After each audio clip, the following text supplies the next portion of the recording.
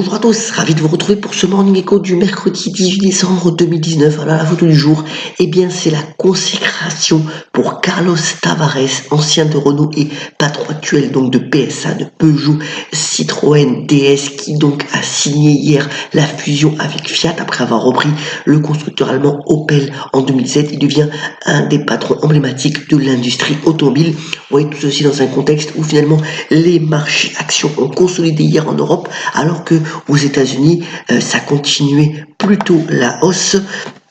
Dans un contexte où on a eu alors des chiffres macroéconomiques assez intéressants. D'abord, à gauche, eh bien, c'est les exportations japonaises qui continuent de baisser pour le moment à un rythme quand même assez soutenu. Alors, on attend une stabilisation pour les mois à venir, voire une reprise des exportations japonaises en raison de la stabilisation de la croissance, notamment en Chine. Et puis, les chiffres de l'INSEE pour la prévision de croissance sur donc 2020 qui font état finalement d'une croissance assez molle. Alors, bien entendu, ces chiffres ne prennent pas en compte un éventuel enlisement sur le conflit des retraites, mais enfin, voilà, la France résiste plutôt bien dans ce contexte actuel, avec toujours une consommation qui devrait rester dynamique. Pour ce qui concerne l'Allemagne, alors on aura aujourd'hui un chiffre qui est assez important qui s'appelle l'IFO. C'est une enquête qui reprend donc 9000 décideurs et industriels. Mais vous voyez que globalement, comme le montre donc l'infographie réalisée par les Échos ce matin, c'est vraiment l'élément clé. En 2019, l'industrie allemande a été plutôt malade. La chute de la production industrielle donc outre-Rhin s'est intensifiée et dans tous les secteurs d'activité. Maintenant, on attend peut-être une stabilisation pour 2020, ce que pourrait déjà envisager donc l'application de ce chiffre de l'IFO tout à l'heure à 10h.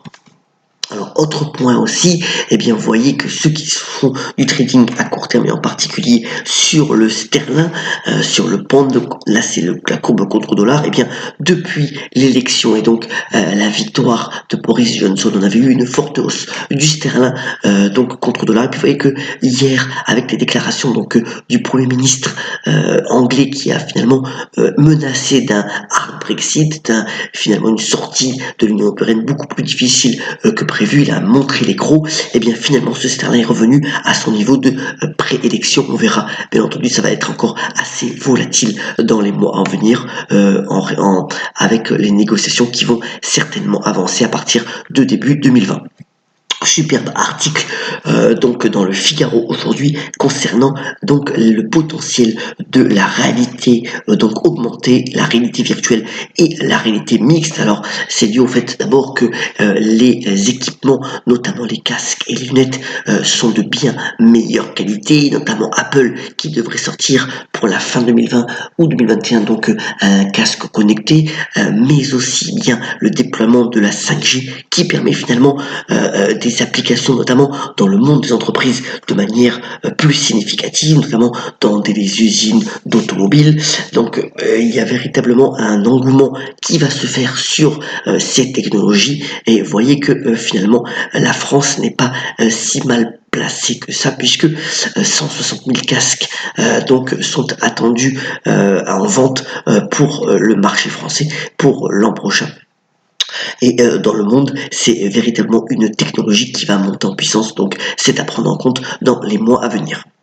Le Bitcoin qui est en difficulté, il est passé sous le seuil donc des 7000 dollars depuis avant-hier. Vous voyez qu'on est à 6660 dollars aujourd'hui.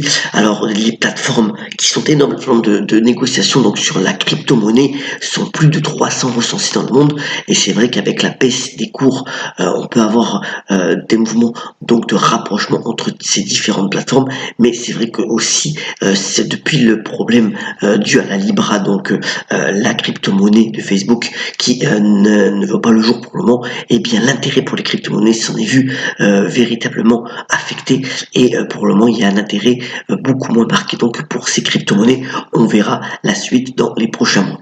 Venons-en bref d'abord, eh bien hier soir après la clôture, FedEx, donc l'un des leaders de la distribution donc de courrier et de colis, a fait état de ses résultats. C'est moins bon prévu. Les prévisions aussi pour le trimestre à venir sont moins bonnes. Vous voyez que l'action a baissé de 5% alors qu'elle a eu déjà un parcours boursier plutôt heurté.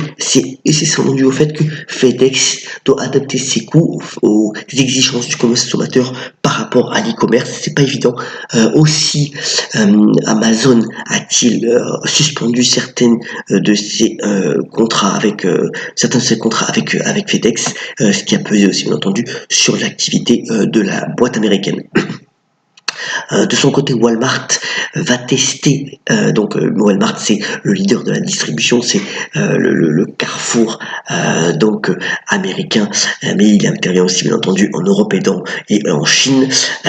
Et Walmart a décidé de tester à Houston bien la voiture autonome avec donc avec un partenariat notamment avec Nuro pour pouvoir livrer finalement aux citadins donc de Houston bien les commandes qui seraient prises par internet, et tout est automatisé, et c'est un test grandeur nature qui va être mis en place donc avec ces voitures autonomes à partir de début 2020. Le Crédit Agricole, bien vous voyez que la performance boursière finalement sur cette année a été de 10%, donc moitié moins que le CAC 40, que l'indice français de référence.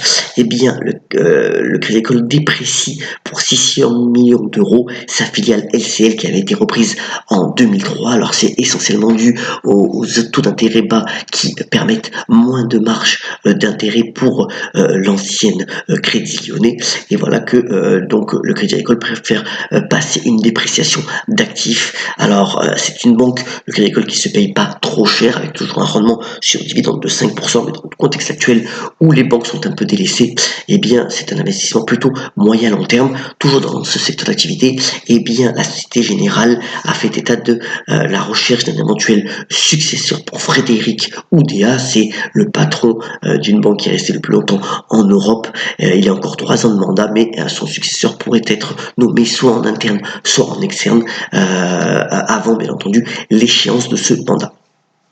Bien, puisqu'on est dans les finances, alors connaissez-vous Robinhood? Pour le moment, c'est un service qui est réservé aux clients américains, mais finalement, l'idée, c'est le Robin des Bois des marchés financiers, puisque vous voyez qu'il n'y a pas de commission prise sur les achats-ventes d'actions, et puis dans le même temps, cela permet d'acheter, on va dire, des parcelles d'actions. Amazon, par exemple, vaut 1800$, bien, vous pouvez acheter de l'Amazon pour $1.